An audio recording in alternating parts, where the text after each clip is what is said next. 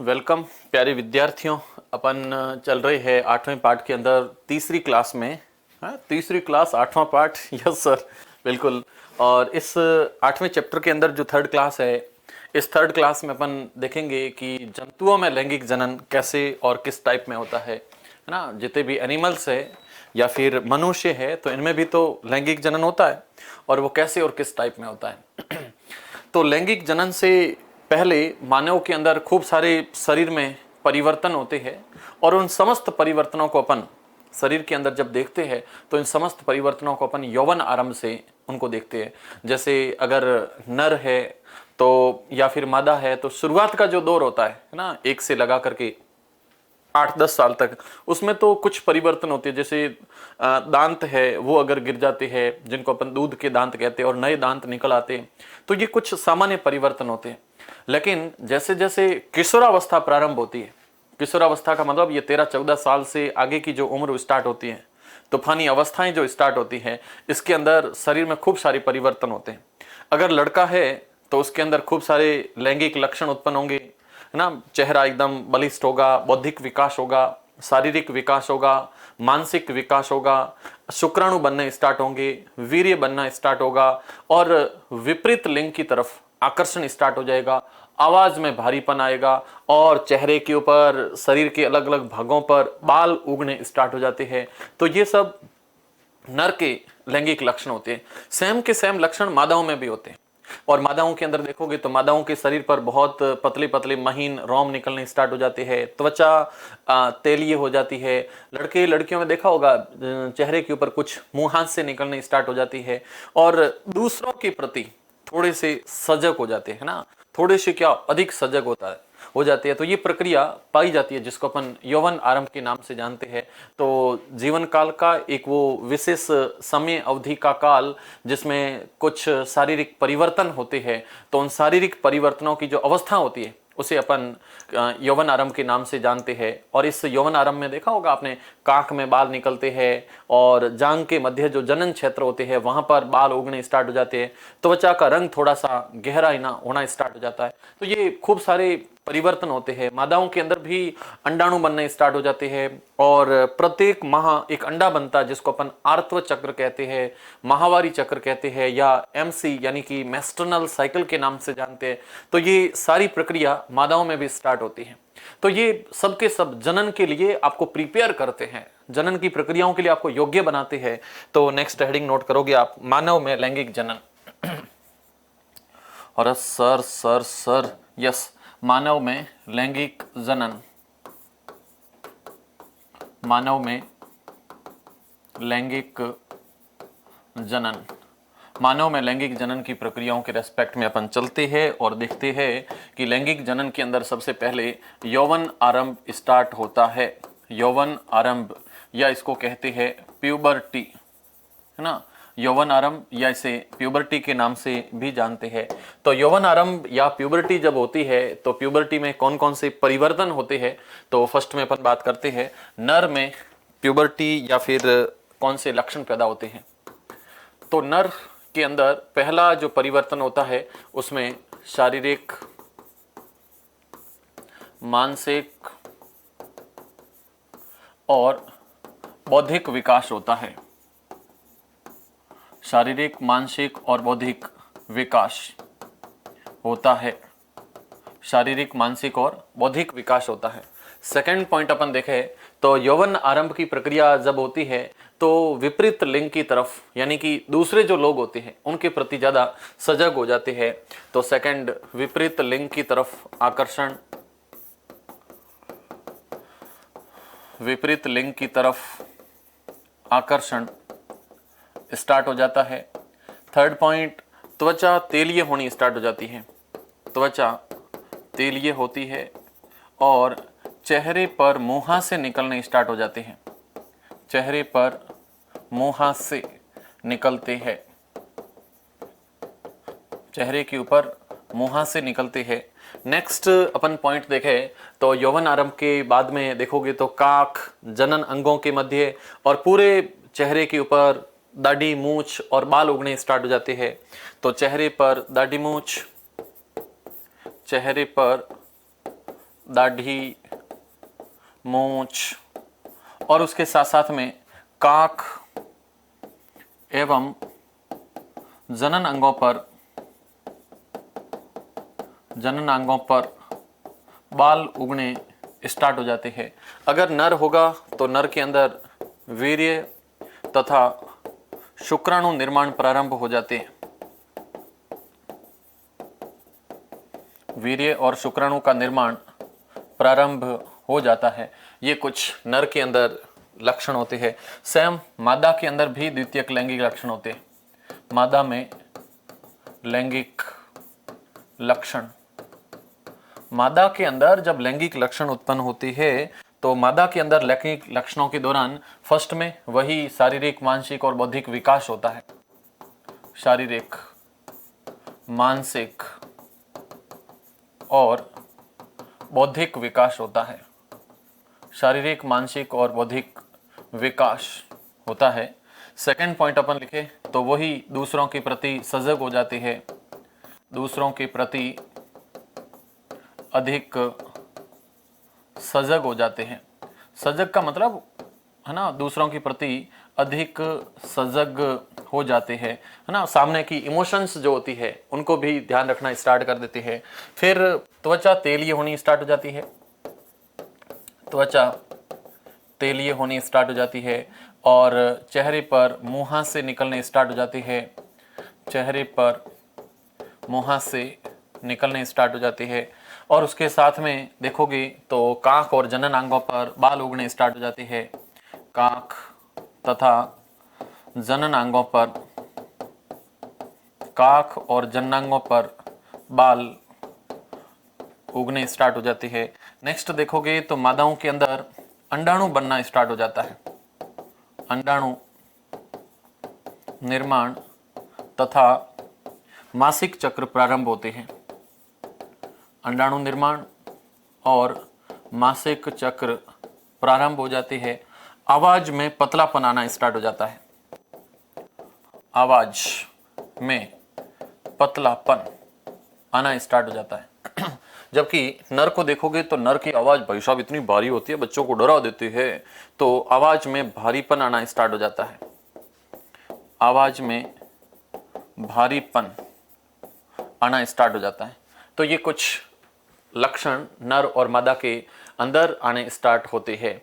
इसके बाद में देखें तो मादाओं के अंदर प्रत्येक माह एक अंडा भी बनता है और इस अंडे बनने की जो प्रक्रिया होती है उसको अपन रजोधर्म कहते हैं। उसके साथ साथ मादाओं के अंदर देखोगे तो मादाओं के स्तन आकार में बढ़ने स्टार्ट हो जाते हैं और स्तन के पास की जो त्वचा है वो थोड़ी सी गहरी होनी स्टार्ट हो जाती है और मादाओं के अंदर रजोधर्म होने स्टार्ट हो जाते हैं। लड़कों में दाढ़ी मूंछ आती है, आवाज फटनी स्टार्ट हो जाती है और उसके साथ साथ में लड़कों को देखोगे तो दिवाश्वपन आने स्टार्ट हो जाते हैं और रात्रि के अंदर जो लड़कों का सीसन है वो भी कई बार यूं ऊर्ध्व कंडीशन में आना स्टार्ट हो जाता है। तो ये भी परिवर्तन लड़के लड़कियों में अक्सर रहते हैं, है ना। तो आवाज में पतलापन है, उसके साथ में रजोधर्म प्रारंभ हो जाते हैं, स्तनों का विकास होना प्रारंभ हो जाता है। मादाओं के अंदर स्तनों का विकास, स्तनों का विकास प्रारंभ हो जाता है और इसका जो भाग है वो थोड़ा सा गहरा होना स्टार्ट हो जाता है। तो ये कुछ परिवर्तन जो कि टाइम के साथ में परिलक्षित होते हैं, जिनको अपन परिपक्वता के नाम से जानते भी है और ये काफी मंद गति से होने वाले परिवर्तन होते हैं ना। टाइम पे परिवर्तन होते रहते हैं। नेक्स्ट अपन बात करें तो टाइम के साथ में जब ये परिवर्तन होते हैं तो इस पूरी अवस्था को अपन यौवन आरंभ कहते हैं, है ना। जब शरीर के अंदर सामान्य वृद्धि दर धीमी हो जाती है और जनन उत्तक परिपक्व होना प्रारंभ होते हैं तो किशोरावस्था की इस अवधि को अपन यौवन आरंभ या प्यूबर्टी के नाम से जानते हैं।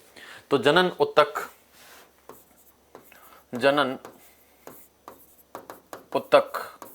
जब परिपक्व होती है,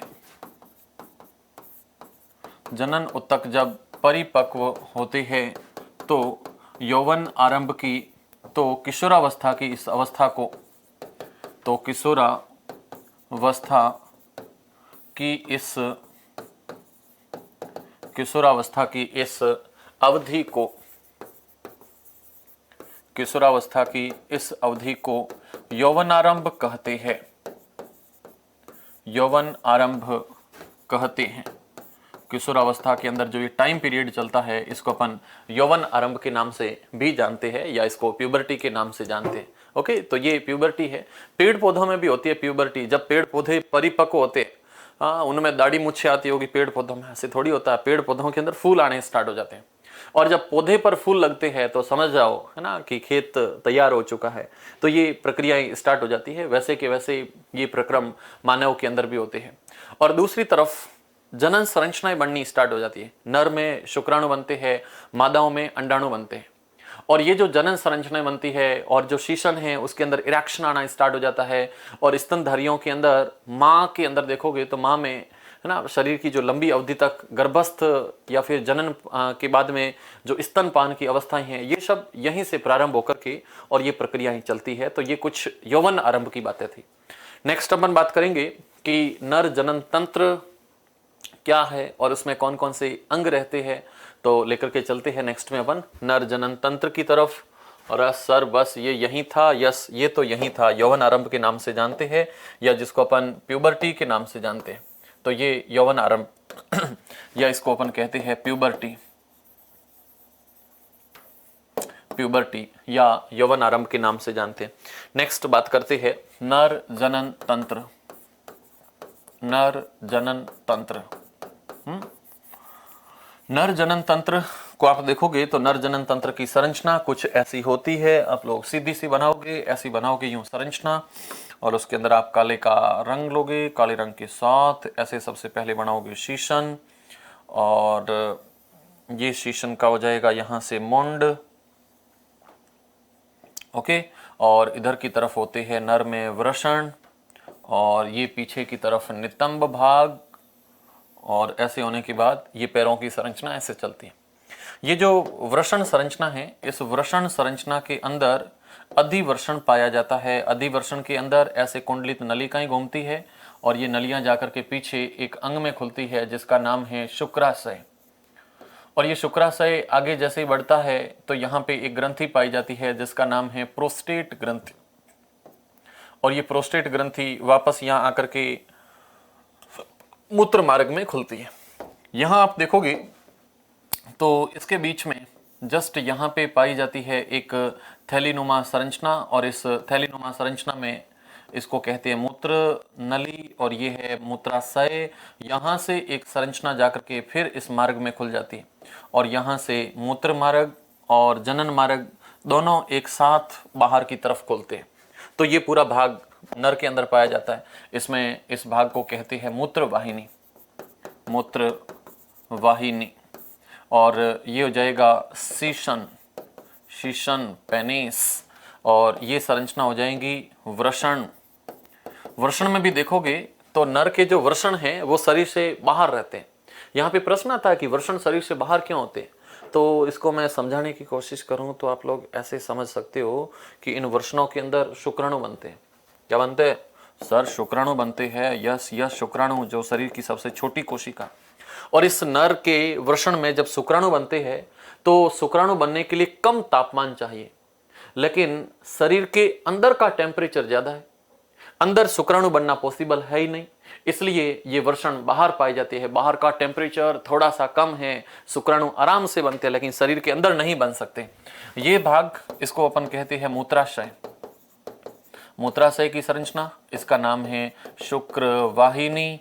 और जब नर के अंदर नसबंदी करते हैं तो इस शुक्र वाहिनी को यहाँ से काट करके और बांध देते हैं, तो उसको नसबंदी के नाम से जानते हैं।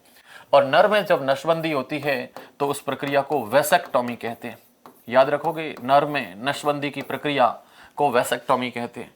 ये जो ग्रंथि है, इस ग्रंथि का नाम है शुक्राशय। इस शुक्राशय के अंदर या सेमिनल वेसिकल्स के अंदर शुक्राणु रेस्ट भी करते हैं, प्लस इस शुक्राशय के द्वारा वीर्य का निर्माण भी होता है। ये जो ग्रंथि है इसका नाम है प्रोस्टेट ग्रंथि, प्रोस्टेट ग्रंथि। और ये जो प्रोस्टेट ग्रंथि है जहां से अगेन वीर्य का निर्माण होता है, और ये वृषण के अंदर पाया जाता है। अधिवृषण, ये सारी संरचनाएं नर में पाई जाती है। तो ये नर जनन संरचना है। अब अपन इसके भागों को देखते हैं। तो नर जनन भागों में जो फर्स्ट भाग होता है इसको अपन कहते हैं वृषण। 2 नंबर पे पाई जाती है शुक्र वाहिनी। 3 नंबर पे पाया जाता है शुक्राशय, शुक्राशय। 4 नंबर पे पाई जाती है प्रोस्टेट ग्रंथि, प्रोस्टेट ग्रंथि। अरे सर शीशन का नंबर ही नहीं लगाओगे, या लो भाई साहब 5 नंबर पे शीशन। तो ये नर जनन तंत्र के अंदर टोटल 5 भाग पाए जाते हैं। ओके, तो ये वृषण, शुक्रवाहिनी, शुक्राशय, प्रोस्टेट ग्रंथि और ये सीसन, तो ये मिलकर के नर जनन तंत्र का निर्माण करते हैं। और नर जनन तंत्र में प्रश्न आता है कि ये जो वृषण है ये शरीर से बाहर क्यों होते हैं।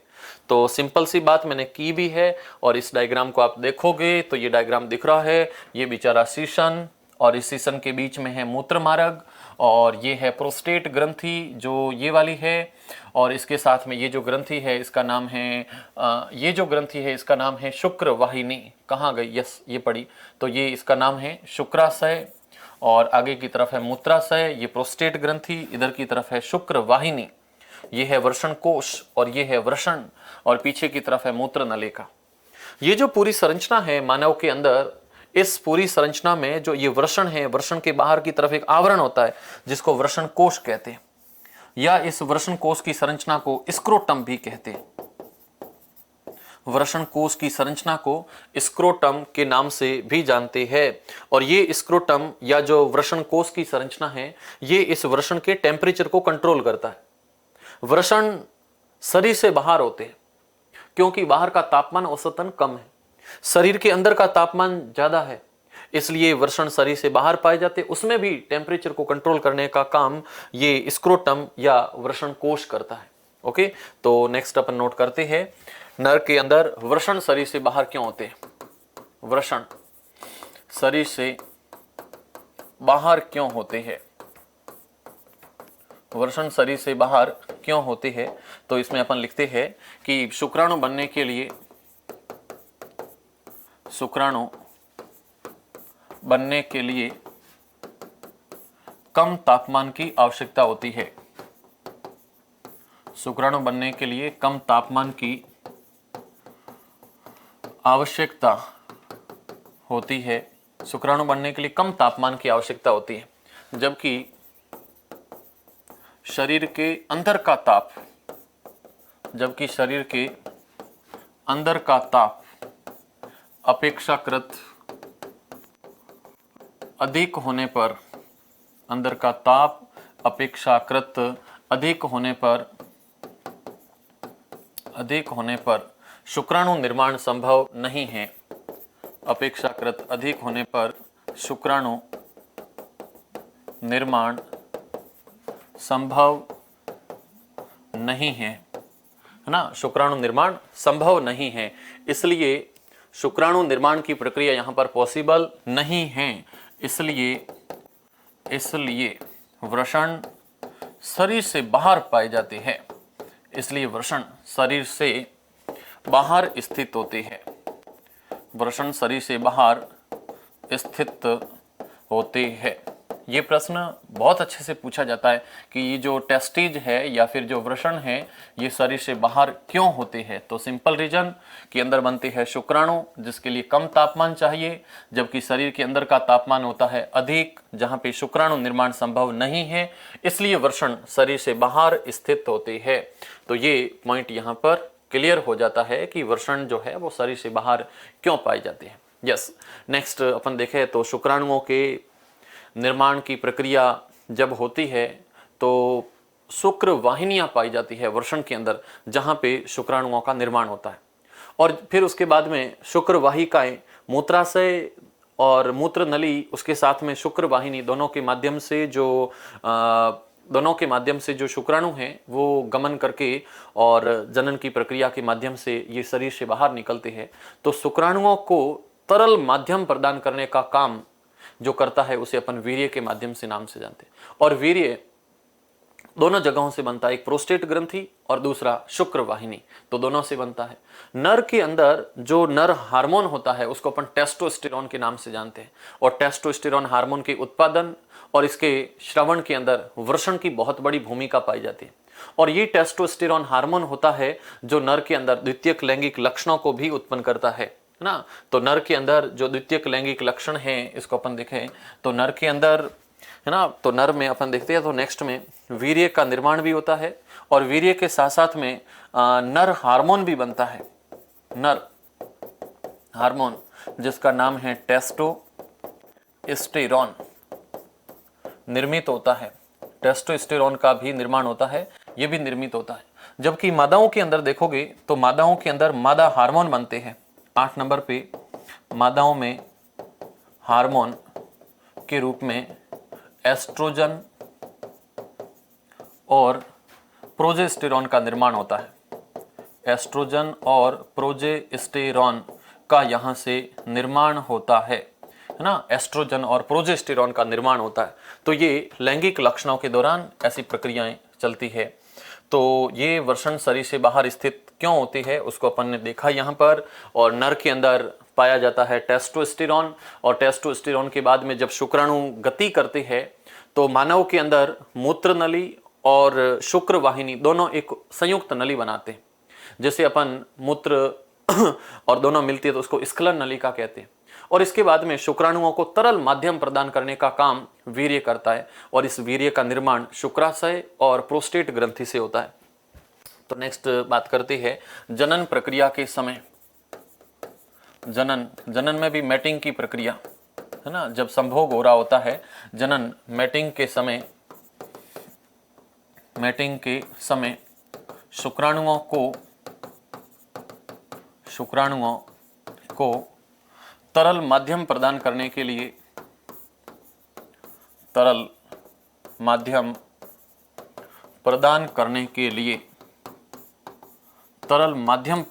के लिए शुक्राशय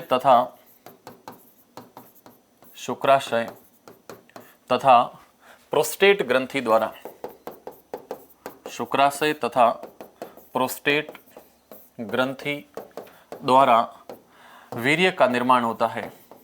वीर्य अंग्रेज जिसको कहती है सीमेन, तो वीर्य या सीमेन का निर्माण होता है।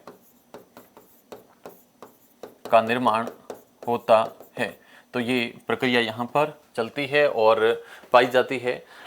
और आनुवंशिक पदार्थ होती है वो जब शुक्राणुओं के अंदर पाई जाती है, और नर में जो शुक्राणु है वो एक आनुवंशिक पदार्थ होता है जिसमें लंबी पूंछ पाई जाती है, और मादा जनन कोशिकाओं की तरफ तैर करके जाने में सहायता भी करते हैं। तो नेक्स्ट अपन थोड़ा सा शुक्राणु को देख लेते हैं। शुक्राणु जी बेचारे ऐसे होते हैं। कैसे होते हैं? ऐसे होते हैं। शुक्राणु के ऊपर शीर्ष भाग होता है और इसके अंदर ये मध्य भाग होता है, और फिर इसके अंदर ये पूंछ भाग ऐसे पाई जाती है।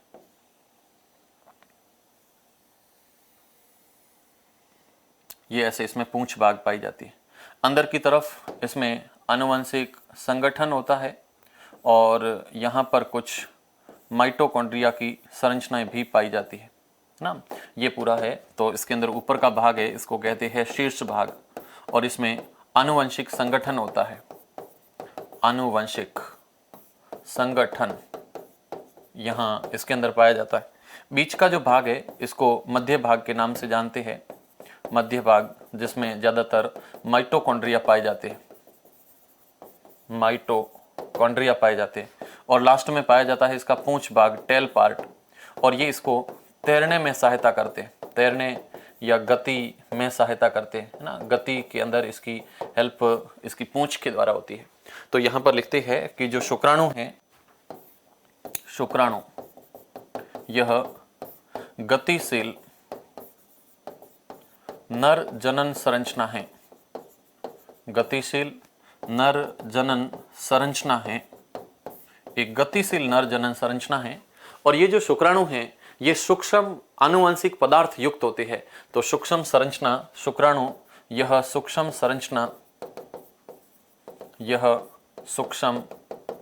संरचना आनुवंशिक संगठन युक्त, आनुवंशिक संगठन युक्त होती है। शुक्राणु की संरचना आनुवंशिक संगठन युक्त होती है, और एक लंबी पूंछ भी होती है जो मादा जनन कोशिका की ओर तैरने में सहायता करती है। इसमें लंबी पूंछ मादा जनन संरचना, मादा जनन संरचना की तरफ तैरने में सहायता करती है, तैरने में सहायता करती है। मादा जनन संरचना की तरफ तैरने में सहायता करती है। तो ये पॉइंट यहाँ पर लिखा जाता है, लेकिन इसी के साथ ये नर जनन संरचना हो जाती है फिनिश। उसके बाद में आप पढ़ोगे मादा जनन संरचना, है ना, जो फीमेल रिप्रोडक्टिव सिस्टम है उसको अपन करते हैं स्टार्ट। तो नेक्स्ट हेडिंग नोट करोगे, फीमेल रिप्रोडक्टिव सिस्टम। और सर हिंदी में लिखो, हम हिंदी मीडियम के। यस यस यस यस समझ गया मैं। तो मदा नहीं है, मादा है, मादा जनन संरचना ना, मादा जनन संरचना। मादा जनन संरचना को अपन देखते हैं तो ये संरचना कुछ ऐसी होती है। Sir sir sir yes yes yes, ये ऐसी होती है ना।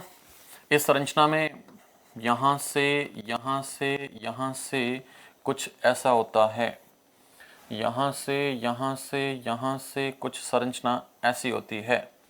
यहाँ से इस संरचना को कुछ ऐसा मोड़ दोगे, यहाँ से ऐसा मोड़ दोगे, फिर इस संरचना को ऐसे बनाया जाता है।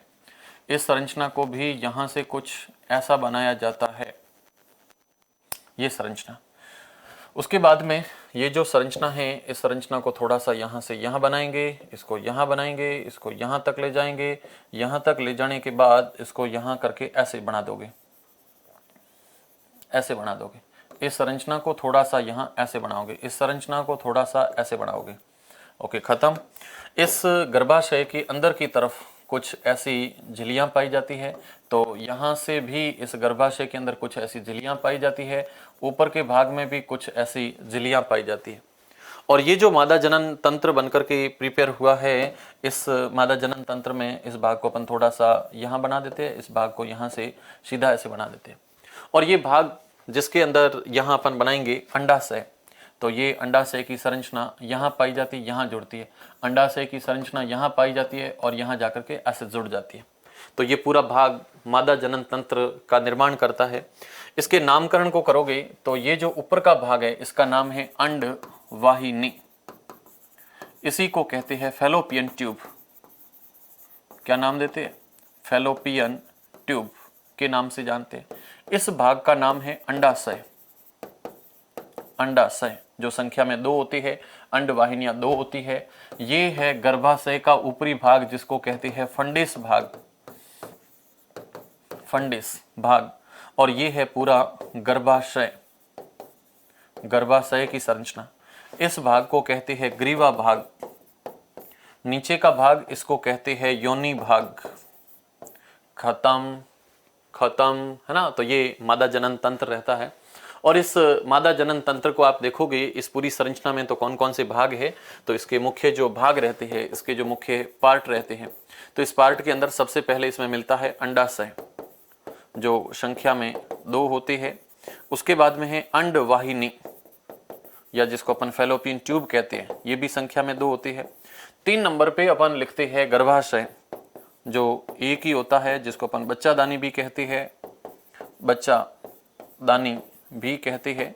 उसके बाद में 4 नंबर पे है ग्रीवा भाग या जिसको सर्विक्स पार्ट के नाम से जानते हैं, सर्विक्स पार्ट। और 5 नंबर पे होती है योनि, ये बेचारी सबसे लास्ट में रहती है जिसको वेजाइना के नाम से जानते हैं। तो ये कुछ पार्ट यहाँ पे पाए जाते हैं जो मादा जनन तंत्र संरचना का निर्माण करते हैं। मादा या कोई भी लड़की जिसका जब जन्म होता है तो उसके जन्म के टाइम इस अंडाशय में हजारों की संख्या में अंदर अपरिपक्व अवस्था में अंडाणु पाए जाते हैं। लेकिन जैसे यौवन आरंभ प्रारंभ होता है तो यौवन आरंभ के साथ प्रत्येक माह एक अंडा परिपक्व होना स्टार्ट हो जाता है। और इसी प्रक्रिया को प्रत्येक माह जब अंडा बनता है तो इस प्रक्रिया को अपन माहवारी चक्र के नाम से जानते हैं ना। तो थैलीनुमा संरचना जो बीच में रहती है इसको अपन गर्भाशय कहते हैं। ये बीच में ग्रीवा भाग है और नीचे की तरफ ये पूरा योनि भाग है। तो ये पूरा मादा जनन तंत्र है। इस अंडाशय के अंदर प्रत्येक माह एक अंडा बनता है जिसको अपन माहवारी चक्र के नाम से जानते हैं या उसको अपन आर्तव चक्र के नाम से जानते हैं। और दोनों जो अंड वाहिनियां ये संयोजित होकर के थैलीनुमा संरचना बनाती है, जिसको अपन बच्चेदानी के नाम से जानते हैं।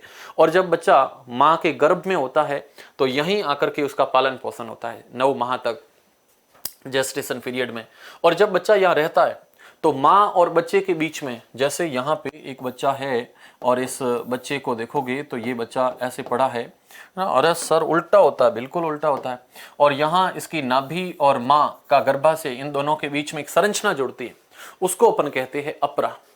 और ये जो अपरा माँ और बच्चे के बीच में जुड़ी हुई संरचना है, बच्चा जब तक माँ के गर्भ में है तब तक इसको ऑक्सीजन पहुंचाने का काम, रक्त पहुंचाने का काम, प्रतिरक्षी पदार्थ पहुंचाने का काम और बच्चे के अपशिष्टों को बाहर निकालने का काम, ये सब इस अपरा के द्वारा होता है, जिसको अपन प्लेसेंटा के नाम से भी जानते हैं। ओके, तो दोनों अंड वाहिनियां मिलकर के एक थैलीनुमा संरचना बनाते हैं, जिसे गर्भाशय कहते हैं। और गर्भाशय ग्रीवा के द्वारा योनि से जुड़ी रहती है। तो नेक्स्ट अपन लिखते हैं, मादा में जन्म के समय से हजारों अपरिपक्व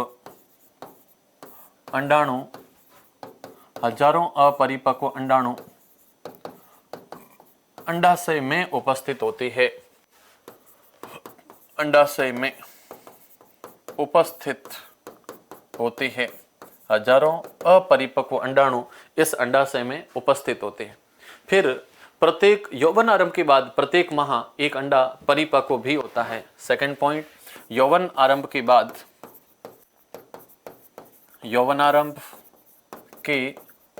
बाद प्रति माह एक अंडा परिपक्व होता है। यौवन आरंभ के बाद प्रत्येक माह एक अंडा परिपक्व होता है।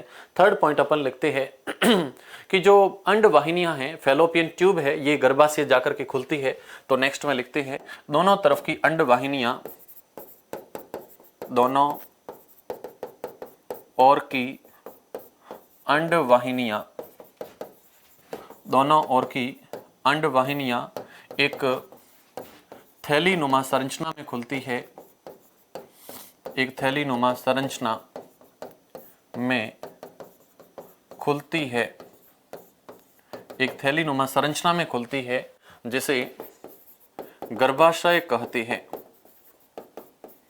जिसे गर्भाशय कहते हैं, है ना। इसको यूट्रस के नाम से जानते हैं।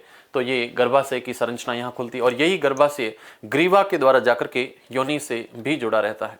ओके, फिर जब मैथुन की प्रक्रिया होती है, जब मैटिंग की प्रक्रिया होती है, तो नर के जो शुक्राणु हैं वो मादा की योनि में पहुंचते हैं और योनि में पहुंच करके फिर वो अंड वाहिनी तक पहुंचते हैं ना। जैसे ही मैटिंग की प्रक्रिया होती है तो इस भाग को आप देखोगे तो ये पूरा मादा जनन तंत्र है।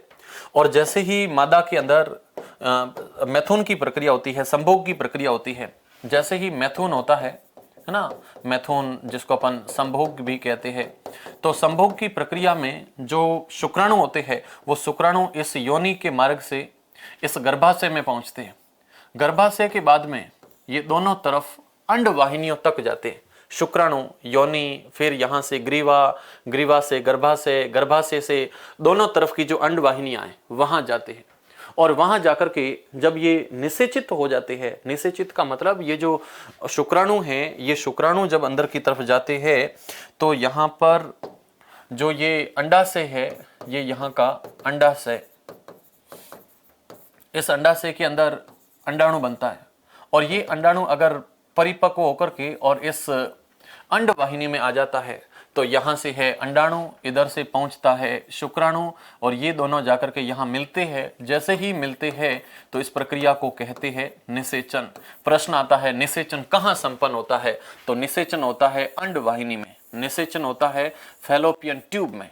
तो निषेचन की प्रक्रिया अंड वाहिनी में संपन्न होती है और अंड वाहिनी में जब संपन्न होती है तो गर्भ धारण हो जाता है। गर्भ धारण होता है तो फिर अपरा का निर्माण हो जाता है और अपरा के बाद में पोषण की तैयारियां प्रारंभ हो जाती है, रुधिर प्रवाह बढ़ जाता है, फिर मादा में खूब सारे चेंजमेंट आने स्टार्ट हो जाते हैं और फिर इसके बाद में अपरा का निर्माण होता है। नेक्स्ट अपन नोट करते हैं नर जनन संरचना, लिखते हैं आगे, नर जनन संरचना शुक्राणु तथा मादा जनन संरचना, मादा जनन संरचना अंडाणु, नर जनन संरचना शुक्राणु तथा मादा जनन संरचना अंडाणु का संयोजन निषेचन कहलाता है। संयोजन जो होता है इसको निषेचन या इसको फर्टिलाइजेशन कहते हैं, निषेचन कहलाता है। इनका जो संयोजन है इसको निषेचन कहते हैं, इसको अपन फर्टिलाइजेशन के नाम से जानते हैं। और जब फर्टिलाइजेशन होता है तो इस निषेचन के बाद में जैसे ही एक तरफ से शुक्राणु है ना और दूसरी तरफ से अंडाणु, शुक्राणु अंडाणु जैसे ही जुड़ते हैं तो जुड़ने की प्रक्रिया के बाद शुक्राणु अंडाणु जुड़ते हैं तो इस प्रक्रिया को कहते हैं निषेचन। जैसे ही निषेचन होता है तो यहाँ पे संरचना बनती है जिसको अपन कहते हैं युग्मनज या इसको कहते हैं जाइगोट। जाइगोट जब बनता है तो इस जाइगोट के बाद में यहाँ से बनता है भ्रूण, भ्रूण से फिर बच्चे का निर्माण होता है और जैसे ही बच्चा परिपक्व हो जाता है तो उसका फिर बच्चे का जन्म हो जाता है, डिलीवरी की प्रक्रिया हो जाती है। तो ये प्रक्रिया यहाँ पर चलती रहती है ना और फिर भ्रूण का निर्माण होता है। जब बच्चा माँ के पेट में है और वो जब भ्रूण की कंडीशन में होता है तो उस तक पोषण पहुंचाने का काम जो संरचना करती है उसे अपन अपरा कहते हैं या इसको कहते हैं प्लेसेंटा। तो प्लेसेंटा की परिभाषा में लिखते हैं माँ तथा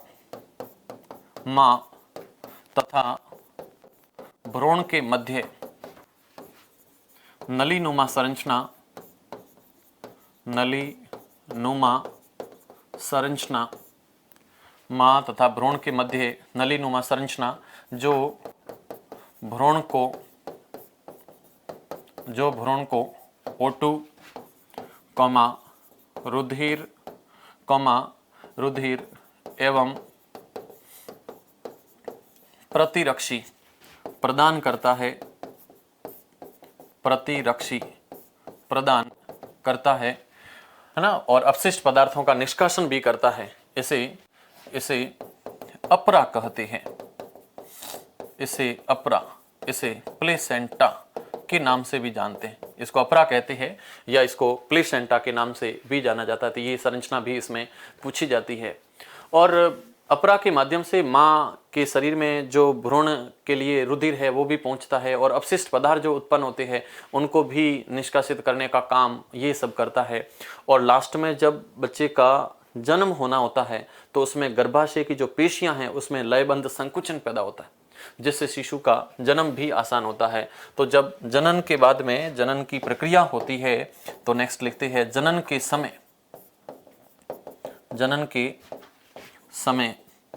गर्भाशय की पेशियों में लयबंध संकुचन से प्रसव, जनन के समय गर्भाशय की पेशियों में लयबंध संकुचन से प्रसव प्रक्रिया आसान होती है या प्रसव प्रक्रिया हो जाती है, डिलीवरी हो जाती है, बच्चा धरती पर आ जाता है। तो ये प्रक्रिया मादाओं में चलती है। नेक्स्ट अपन बात करेंगे कि मादा में जो अंडा बनता है उसका अगर निषेचन नहीं हो, उसका अगर फर्टिलाइजेशन नहीं हो तो क्या होगा। मादा के अंदर प्रत्येक माह अंडा बनता है और ये अंड कोशिका का अगर निषेचन नहीं होता है तो ये अंडा 1 या 2 दिनों तक जीवित रहता है।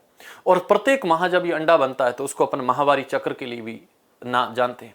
और प्रत्येक माह जब अंडा बनता है वो अंडा निषेचित अगर हो जाएगा तो उससे पहले गर्भाशय प्रति माह गर्भ के अनुरक्षण की तैयारियां करने के लिए जो गर्भाशय की अंदर की जो भित्तियां हैं, अब इस डायग्राम में देखोगे कि यहां से प्रत्येक माह अंडा बनता है तो जैसे ही अंडा बनना स्टार्ट हो जाता है तो यहां से ये सब भित्तियां ऐसे तैयार हो जाती है।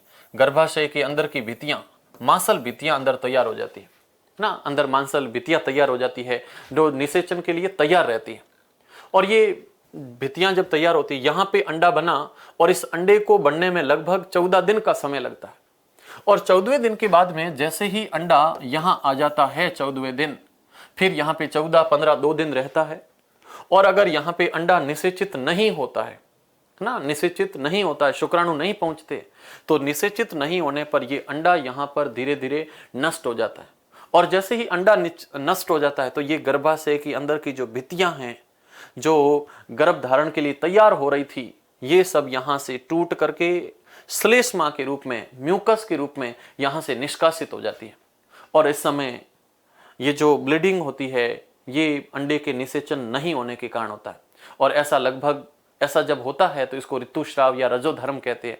और ये अवधि लगभग 2 से 5 या 8 दिनों तक होती है ना। तो इस प्रक्रिया को अपन लिखते हैं, तो नेक्स्ट लिखते हैं रजोधर्म की प्रक्रिया, या लिखते हैं अंडे का निषेचन नहीं होता है तो क्या होता है। अंडे का निषेचन नहीं होने पर क्या होता है। अंडे का निषेचन नहीं होने पर क्या होता है, तो यहां पर लिखते हैं कि मादा में प्रत्येक माह अंडा परिपक्व होने के साथ गर्भाशय के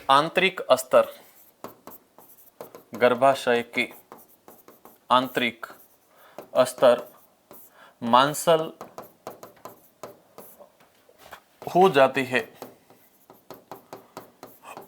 आंतरिक स्तर जो है वो बहुत ही मांसल हो जाते हैं, मांसल और स्पंजी हो जाते हैं, मांसल तथा स्पंजी हो जाते हैं, मांसल तथा स्पंजी हो जाते हैं, मांसल तथा स्पंजी हो जाते हैं। लेकिन निषेचन नहीं होने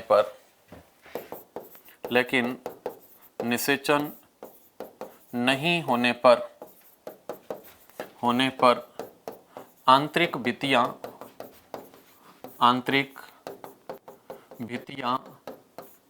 टूटकर म्यूकस का मतलब होता है श्लेष्मा, टूटकर म्यूकस यानी कि श्लेष्मा या म्यूकस के रूप में योनि से या जनन मार्ग से बाहर आ जाती है, जनन मार्ग से बाहर आ जाती है। इसे ऋतुस्राव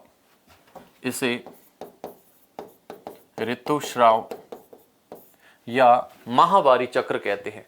इसे ऋतुस्राव या माहवारी चक्र कहते हैं। इस प्रक्रिया में 2 से 8 दिन का समय लगता है, 2 से 8 दिन का समय लगता है। जो माहवारी चक्र होता है, जो ब्लीडिंग होती है, उसमें 2 से 8 दिन का समय लगता है। तो ये निषेचन के बारे में रहता है। उसके बाद में कुछ पॉइंट अपने रिप्रोडक्टिव हेल्थ से रिलेटेड भी अपनी बुक में मेंशन किए गए हैं, तो उसको भी मैं थोड़ा सा बताना चाहूँगा कि जैसे ही लैंगिक परिपक्वता आती है तो उस समय शरीर में खूब सारे शारीरिक परिवर्तन होते हैं और एक सीमा तक लैंगिक विकास, लैंगिक परिपक्वता ये सब चलती रहती है। लेकिन इन सभी चीज़ों के लिए मनुष्य का शारीरिक रूप से और मानसिक रूप से गर्भ धारण की जो योग्यताएं हैं उनके लिए खुद को भी तो एडॉप्ट करना पड़ता है और खुद को भी तैयार रखना पड़ता है।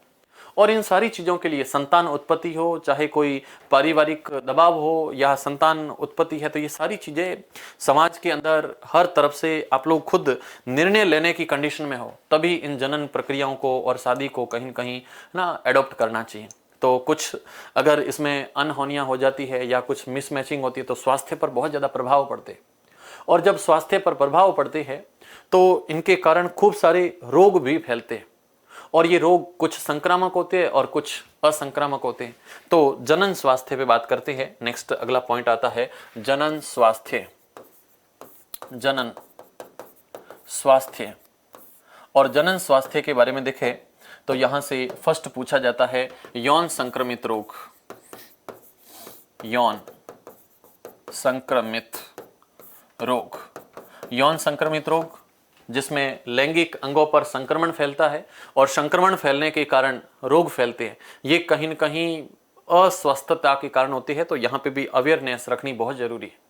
यहाँ पे जो वायरस के द्वारा जो रोग फैलते हैं और जीवाणुओं के द्वारा रोग फैलते हैं, तो फर्स्ट में अपन जीवाणु जनित रोग देखते हैं। इस यौन संक्रमित रोग को इंग्लिश में कहते हैं sexual transmitted disease. Sexual transmitted disease या इसको शॉर्ट में लिखा जाता है एसटीडी या सेक्सुअल ट्रांसमिटेड डिजीज। इसमें जो रोग जीवाणुओं के माध्यम से फैलते हैं, जीवाणु द्वारा जो फैलते हैं, उसमें पहले रोग का नाम है गोनोरिया और दूसरे का नाम है सिफिलिस। एक का नाम है गोनोरिया और दूसरे का नाम है सिफिलिस। उसके बाद में कुछ जीवाणु के बाद में वायरस जनित रोग भी फैलते हैं। वायरस बोलो या फिर इसको विषाणु बोल सकते हो। तो इस विषाणुओं के द्वारा फैलते हैं, जिसमें नाम है एड्स और दूसरा है यहाँ पर एक रोग का नाम है एड्स रोग। जो फैलाने का काम करता है वो HIV वायरस करता है। और दूसरा रोग यहाँ से फैलता है जिसका नाम है मस्सा ना, मस्सा कहते हैं, अंग्रेज इसको वार्ड्स भी कहते हैं, व्हाट्सअप नहीं वार्ड्स। तो मशा रोग फैलता है और एड्स, ये दोनों वायरस से फैलते हैं। गोनोरिया और सिफिलिस ये दोनों यहाँ पर जीवाणुओं के माध्यम से फैलते हैं। फिर ये रोग तो फैलते हैं, इसके लिए कुछ सीमा तक अवेयरनेस भी रखने चाहिए और एक से ज़्यादा के बीच में संभोग की प्रक्रिया नहीं हो, तो इन चीज़ों को अपन कंट्रोल करते हैं, जरूर उससे बचा जा सकता है। फिर उसके बाद में नेक्स्ट अपन नोट करें तो यौन के अंदर जब मैटिंग की प्रक्रिया होती है तो उसमें गर्भ धारण की संभावना हमेशा बनी रहती है। और गर्भ धारण की जो अवस्था है वो स्त्री के शरीर और उसकी भावनाओं की मांग ना, उसकी सब चीज़ों की आपूर्ति करने के लिए पहले उसको तैयार होना पड़ता है, नहीं तो उसके स्वास्थ्य पर भी प्रभाव पड़ता है। तो गर्भ धारण रोकने के लिए भी कुछ तरीके अपने यहाँ पे रहते हैं, क्योंकि गर्भ धारण की समस्या और ये संभावना हमेशा बनी रहती है। तो गर्भ धारण रोकने की कुछ तकनीकियां, गर्भ धारण रोकने की तकनीकी, गर्भ धारण रोकने की कुछ तकनीकियां है ना। गर्भ धारण नहीं हो, प्रेगनेंसी नहीं हो, तो उसके लिए क्या क्या करोगे? तो उसके लिए सबसे पहला जो पॉइंट आता है, उसके लिए कुछ तरीके अपनाए जाते हैं, जिसमें सबसे पहले यूज किया जाता है कंडोम। ये एक यांत्रिक तरीका होता है ज़्यादातर, और इसके अंदर ज़्यादातर अवरोध के रूप में, यांत्रिक अवरोध के रूप में कंडोम का यूज किया जाता है, जिससे शुक्राणु शुक्रवाहिका पहुंचते, लेकिन वो अंड कोशिका तक नहीं पहुंच पाते। और शीशन को ढकने वाला जो कंडोम है, ये योनि में रखने वाली भी कुछ ऐसी युक्तियां होती है जो एक दूसरे को आपस में मैच नहीं होने देते, तो इसका यूज कर सकते हैं। तो फर्स्ट में यांत्रिक अवरोध यूज करते हैं, फर्स्ट में यांत्रिक अवरोध, और यांत्रिक अवरोध के अंदर ज़्यादातर कंडोम यूज किया जाता है, या फिर मादाओं के अंदर भी कंडोम आता है जिसको फेमिडोम कहते हैं, तो इसका भी उपयोग किया जा सकता है। तो इससे शुक्राणु और अंडाणु आपस में मिलते नहीं है, शुक्राणु अंड वहां कोशिका तक पहुंच नहीं पाता है ना। तो पहला इसका यूज करते हैं। दूसरा अगर देखें तो इसके अंदर खूब सारे कुछ ऐसे केमिकल्स है जिनका भी अपन यूज करते हैं। और कौन कौन से केमिकल है जिनका यूज करते हैं? तो उसके अंदर केमिकल यूज करते हैं जिसमें कुछ गोलियां ली जाती है, तो गर्भ निरोधक गोलियों का उपयोग करते हैं। 2 नंबर पे गर्भ निरोधक गोलियां यूज की जाती है, तो इनसे भी गर्भ धारण नहीं होता है, क्योंकि इसमें हार्मोन इम्बैलेंस हो जाते हैं। तीसरा जो प्रोसेस है, निषेचन नहीं हो, इसके लिए यूज किया जाता है कॉपर टी। कॉपर टी एक कॉपर की धातु की बनी हुई एक टी आकार की नॉर्मल एक युक्ति होती है, तो इसका भी यूज किया जाता है। तो तीसरा यूज किया जाता है कॉपर टी, है ना, कॉपर टी। तो कॉपर टी का यूज किया जाता है, कॉपर टी का यूज करते हैं। तो 3rd नंबर पे कॉपर टी लगाई जाती है। कॉपर टी भी अगर नहीं हो तो फिर उसके लिए जो अंड वाहिनी है या शुक्र वाहिनी है उसको काट करके हटा देते हैं, और ये शल्य क्रिया के द्वारा जब परमानेंट नसबंदियां की जाती है तो फिर ये परमानेंट ही हो जाती है। तो 4 नंबर पे है स्थायी नसबंदी। स्थायी नसबंदी अपनाई जाती है, और स्थायी नसबंदी होती है तो ये 2 टाइप की है। अगर नर में नसबंदी होगी तो इस प्रक्रिया को कहते हैं वैसेक्टोमी, वैसेक्टोमी। और अगर मादा में नसबंदी होती है, मादा में ऑपरेशन नसबंदी करवाती है तो इस प्रक्रिया को कहते हैं ट्यूबेक्टोमी, ट्यूबेक्टोमी के नाम से जानते हैं। एक तरफ नसबंदी नर में है, दूसरी तरफ मादा में है। ओके, तो ये प्रक्रिया है। और अगर ये करवा लिया फिर हमेशा हमेशा के लिए हैं बच्चे पैदा हो ही नहीं सकते ना, चाह करके भी अपन नहीं कर सकते। फिर उसके बाद में कुछ एमटीपी भी करवाई जा सकती है, जिसे कहते हैं गर्भता का चिकित्सकीय समापन। और जब गर्भता का चिकित्सकीय समापन है तो इसमें गर्भ धारण होने के बाद में जो गर्भ के अंदर भ्रूण है उसको हटा भी सकते हैं, तो इसको चिकित्सा का ना, तो इसको समापन के नाम से जानते हैं। तो नेक्स्ट है गर्भ का चिकित्सकीय समापन, गर्भ का चिकित्सकीय समापन, medicinal termination of pregnancy, MTP भी करवाते हैं। और भारत सरकार ने इसको मान्यता दे रखी है ना, गर्भ धारण के 3 माह तक आप ऐसा करवा सकते हो। लेकिन ध्यान रखना पड़ेगा उसके लिए नर मादा का जो लिंग का अनुपात है वो कहीं गड़बड़ नहीं होना चाहिए, क्योंकि ये समाज के अंदर एक बहुत बड़ी बुराई के रूप में चलता है। और जहां पर पहले अगर जांच में पता चल जाता है कि मादा भ्रूण है तो उसकी निर्मम हत्या, जो देश के अंदर खूब शिशु के लिंग के अनुपात को भी कहीं न कहीं एक चिंता के विषय में डालते हैं। तो ये सारी चीज़ें हैं जो जन्म दर और मृत्यु दर को भी निर्धारित करते हैं, है ना। तो ये सारी चीज़ें जनन से जुड़ी हुई है और खूब सारी सामाजिक असमानताएं हैं। तो इसके कारण भी है जनसंख्या के महत्व और इसके आकार और इसके अपेक्षाकृत कुछ कम हो जाते हैं। तो ये सारी चीज़ें जनन स्वास्थ्य से जुड़ी हुई है। नेक्स्ट आप देखोगे तो आपकी ही बुक के अंदर और पेज नंबर 154 के ऊपर कुछ क्वेश्चन दे रखे हैं। और पेज नंबर 154 पे आप लोग जाओ फटाक से। और इसमें पहला प्रश्न है कि पराग क्रिया निषेचन से किस प्रकार भिन्न है ना। जो परागण की क्रिया है वो निषेचन से कैसे भिन्न है। तो परागण की क्रिया में केवल जो पराग कण हैं वो नर भाग से मादा भाग तक ट्रांसफर होते हैं, तो इसको तो अपन परागण कहते हैं। लेकिन जब निषेचन होता है तो निषेचन के अंदर नर जनन संरचना और मादा जनन संरचना आपस में मिलती है, उसको अपन निषेचन के नाम से जानते हैं। तो निषेचन अलग होता है, परागण अलग होता है। शुक्राशय और प्रोस्टेट ग्रंथि की भूमिका है कि इनसे एक तरल माध्यम के पोषक का निर्माण होता है और ये तरल पोषक माध्यम होता है जिसको अपन सीमेन या वीर्य के नाम से जानते हैं। तो ये निर्मित करने का काम शुक्राशय और प्रोस्टेट ग्रंथि करती है। यौवन आरंभ के समय लड़कियों में कौन कौन से परिवर्तन दिखाई देते हैं। मां के शरीर में गर्भस्थ भ्रूण को पोषण किस संरचना या किस प्रकार प्राप्त होता है। तो इस प्राप्त के लिए संरचना पाई जाती है अप्रा या इसको कहते हैं प्लेसेंटा। तो इस प्लेसेंटा के द्वारा होता है।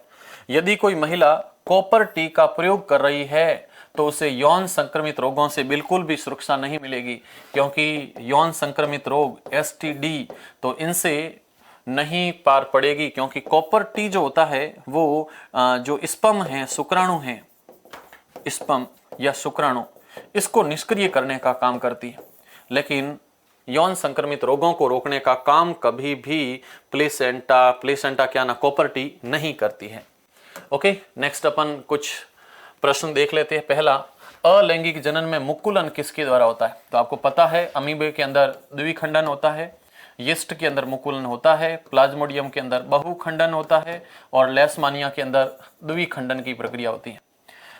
मानव में मादा जनन तंत्र का भाग नहीं है, अंडाशय है, गर्भाशय है, अंडवाहिनी है, लेकिन शुक्र वाहिनी संरचना नहीं है। तो इसका ऑप्शन नंबर सी राइट हो जाएगा। पराग कोश के अंदर होते हैं पराग कण, ऑप्शन नंबर डी सही हो जाएगा। अगला क्वेश्चन है कि अलैंगिक जनन की अपेक्षा लैंगिक जनन के बहुत अच्छे लाभ होते हैं।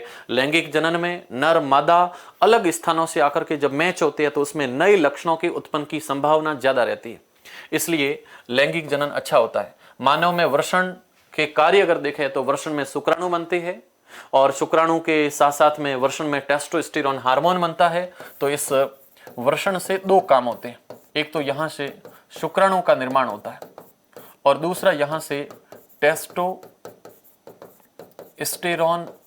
हार्मोन का निर्माण होता है। ये दोनों कार्य यहां से होते हैं। ऋतुस्राव इसलिए होता है क्योंकि जब अंडे का निषेचन नहीं होता है तो गर्भाशय के अंदर की मांसल भित्तियां टूट करके रक्त स्राव के रूप में बाहर आती है, जिसे ऋतुस्राव कहती है। यस। पुष्प की अनुदैर्ध्य काट का नामांकित चित्र बनाइए। गर्भ निरोधन की विभिन्न विधियां कौन कौन सी है? एक कोशिकीय और बहुकोशिकीय जीवों की जनन पद्धतियों में अंतर बहुत होता है। एक कोशिकीय में हमेशा अलैंगिक होता है, बहुकोशिकीय में लैंगिक होता है। एक कोशिकीय जीवों में उत्पन्न होने वाली संततियां हमेशा जनक के समान होती है, लेकिन बहुकोशिकीय जीवों में उत्पन्न होने वाली संततियां हुबहू फोटोकॉपी नहीं होती है, क्योंकि डीएनए की प्रतिकृति होती है। जनन किस जाति की समष्टियों के स्थायित्व में सहायक होता है? तो जनन किसी भी स्पीसीज के स्थायित्व में सहायक होता है, क्योंकि उसे जाति की निरंतरता रहती है, नए लक्षण पैदा होते हैं, तो उसका वर्चस्व भी बढ़ता है। गर्भ निरोधक युक्तियां अपनाने के क्या कारण हो सकते हैं? तो गर्भ निरोधक युक्तियां अपनाओगे तो जनसंख्या कंट्रोल हो सकती है, जनन स्वास्थ्य पर भी प्रभाव पड़ता है। तो ये सारी चीजें थी और ये पूरा पाठ था चैप्टर नंबर 8, और इस चैप्टर नंबर 8 को अपन दे चुके हैं विदाई। और अच्छे से आप लोग इस चैप्टर को बार बार पढ़ना, बहुत मजा आएगा, है ना। और दूसरी चीज, जिस क्लास में हो अभी आप, तो आस पड़ोस में जितने भी बच्चे हैं उनको कहना कि सेजू सर ने 8वां पाठ भी मस्त करवा दिया है। पढ़ सकते हो आप लोग और हजारों बार सीख सकते हो, कोई इसमें बाउंडेशन नहीं है। जिस क्लास में हो, जिस स्कूल में हो, तो बच्चों तक आप ये सूचनाएं जरूर दे, इतनी मेरी सी रिक्वेस्ट है, और मानोगे जरूर, है ना। तो इस क्लास को यहीं अपन फिनिश करते हैं। क्लास क्या, ये चैप्टर यहाँ पे फिनिश होता है, और फिर मिलेंगे चैप्टर अगले के अंदर। तब तक के लिए शुक्रिया, थैंक यू।